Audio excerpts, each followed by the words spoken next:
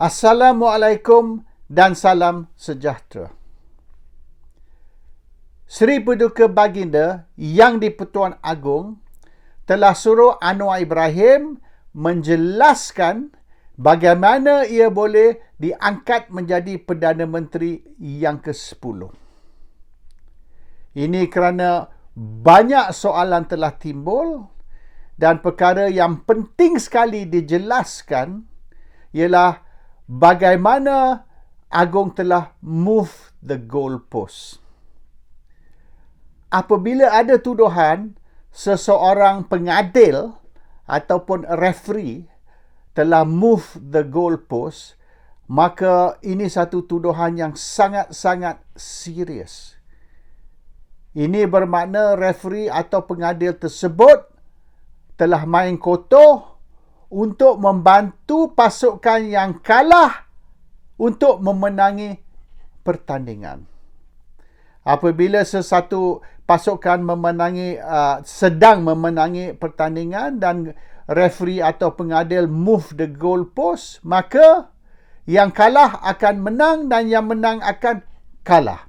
Dan apabila Agong dituduh membuat demikian, ini reflect very badly. Ini memberi image yang sangat-sangat tidak baik kepada Agong. Jadi feedback yang Agong telah terima atau Istana Negara telah terima ialah banyak kritikan terhadap Agong. Tetapi oleh kerana undang-undang Malaysia ni tidak membenar seseorang tu mengkritik Agong, ia akan menjadi satu jenayah, a crime of sedition kalau kita kritik Agong. Walaupun di dalam Islam ianya tidak menghalang kita mengkritik pemimpin, tapi tindakan yang akan diambil oleh polis terhadap orang yang mengkritik Agong, maka ramai tak berani buka mulut. Tetapi tidak semestinya tidak ada boleh dikatakan dissatisfaction atau perasaan tidak puas hati di kalangan rakyat. Kalau kita buat survey, dan survey sedang dijalankan sekarang,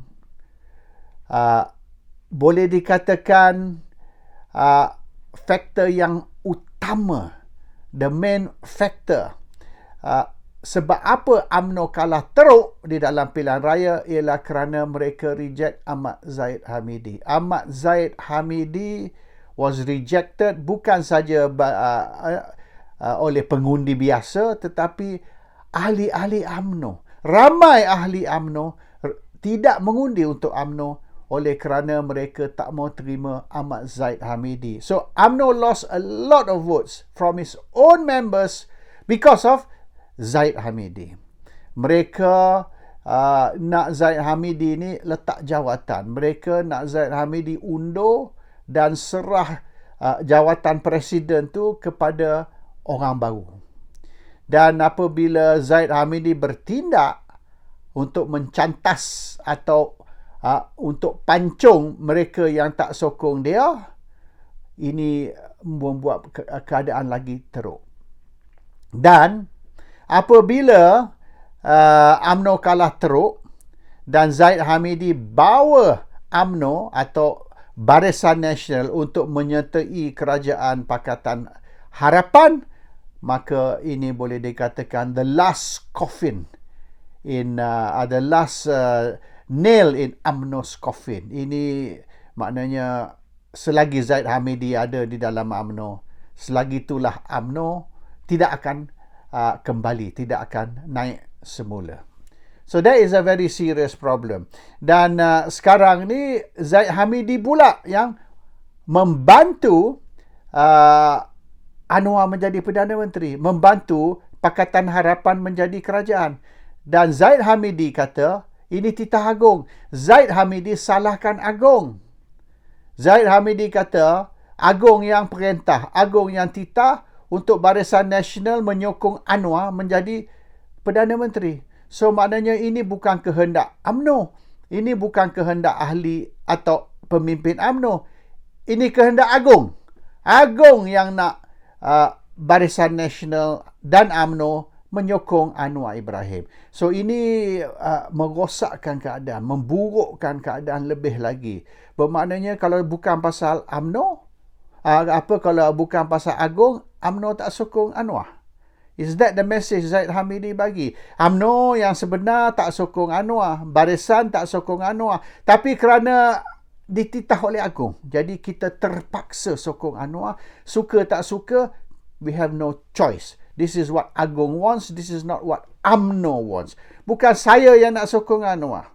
Bukan parti saya yang nak sokong Anwar. Agong yang nak sokong Anwar. Jadi oleh kerana Agong dah titah, Agong dah perintah, suka tak suka, saya terpaksa sokong Anwar. UMNO terpaksa sokong Anwar. That is the message Zahid Hamidi bagi. Dan yang menjadi perkara utama ialah Agong telah beri hingga pukul 2 petang. Pukul 2 petang hari Isnin. Sesiapa nak jadi Perdana Menteri, sila kemukakan bukti bahawasanya awak mendapat sokongan majoriti. Proof you have the majority support. Pukul 2 petang is the deadline pada hari Isnin. Muhyiddin Yassin met the deadline. Muhyiddin Yassin telah patuhi titah tuanku, iaitu pukul 2 petang hari Senin kemukakan bukti. Muhyiddin telah kemukakan bukti, iaitu 115 ahli parlimen menyokong Muhyiddin menjadi Perdana Menteri. You ask for the proof, you bagi pukul 2 petang hari Senin, pukul 2 petang hari Senin, I gave you the proof. Dengan tidak ada apa-apa penjelasan, dengan tidak ada apa-apa sebab, suddenly pukul 2 petang tu hari Senin ditunda kepada hari Selasa. Postpone 24 jam. Sebab apa? What's the reason? You sudah bagi deadline. The deadline is pukul 2 petang hari Senin. I met your deadline. Saya patuhi deadline tersebut. Saya telah buktikan yang saya ada majoriti. Suddenly dengan tidak ada sebab, awak postpone deadline lagi 24 jam. Why? Seorang saja yang telah membuktikan pada hari Senin, iaitu Muhyiddin. Anwar gagal. Anwar tak berjaya membuktikan yang dia mendapat majoriti. Bermaknanya, pada hari Isnin pukul 2 petang, the deadline close, sepatutnya Muhyiddin jadi Perdana Menteri. That's it. Tapi Agong postpone lagi 24 jam dengan tidak ada sebab. Lepas tu postpone lagi 1 hari. Akhirnya, hari keempat Anwar angkat sumpah sebagai Perdana Menteri. Anwar berjaya ke tidak membuktikan dia ada majoriti? Bila Anwar sudah angkat sumpah jadi Perdana Menteri, dia buat pengumuman kepada media yang dalam satu masa dia akan membuktikan dia ada majoriti. Bermaknanya Anwar confess, Anwar mengaku dia tidak mempunyai majoriti. Pada masa dia angkat sumpah sebagai Perdana Menteri, dia tidak ada majoriti. Tapi given time, bagi masa, dia akan membuktikan dia ada majoriti. Sebab apa nak bagi masa? Why give time? Sepatutnya apabila you angkat sumpah jadi Perdana Menteri, masa tu you sudah buktikan yang you ada majoriti. You ada sekurang-kurang 112 kerusi parlimen atau lebih. Sebab apa you perlu masa dan akan membuktikan after that. So ini orang banyak tertanya, dan sekarang orang duk kata nombor satu, sebab apa deadline tu Agong yang bagi, bukan orang lain bagi. Agong yang bagi deadline. Bila Muhyiddin dapat membuktikan mengikut deadline tersebut, awak tak terima. Oleh kerana Muhyiddin berjaya membuktikan Anwar gagal. Dan awak memberi extension lepas sehari, hingga hari Anwar angkat sumpah sebagai Perdana Menteri, masih belum lagi. Anwar belum lagi membuktikan. Which means Anwar angkat sumpah sebagai Perdana Menteri sebagai minority Prime Minister, bukan majority. Dan for sure, bukan Perdana Menteri Kerajaan Perpaduan. oleh kerana ada pembangkang, tidak ada perpaduan. That's it. So, dalam 5 hari itu, yang berlaku hari Senin hingga hari Anwar angkat sumpah sebagai Perdana Menteri, banyak tak kena. Banyak sangat yang soalan-soalan tidak dijawab. Jadi, Agong tahu perkara ni sensitif dan tuduhan terhadap Agong ni bahawasanya Agong move the goalpost dan Agong ni tidak melaksanakan boleh dikatakan tanggungjawab sebagai seorang Agong, dan Agong sepatutnya referee dan Agong tidak take sides, tidak mengambil mana-mana pihak di dalam pertandingan tersebut. So Agong tahu perkara ni perlu dijelaskan, tapi Agong does not have any explanation. Bagaimana Agong nak jelaskan? Just jelaskan sebab apa deadline hari Senin ditunda ke hari Selasa, ditunda ke hari Rabu dan sebagainya. Itu saja yang itu pun Agong tak boleh explain. So Agong telah titah Anwar, telah perintah Anwar supaya Anwar menjelaskan what happened. Tapi sampai hari ini dah berapa hari Anwar masih tak mampu menjelaskan. Sebab nak jelaskan macam mana?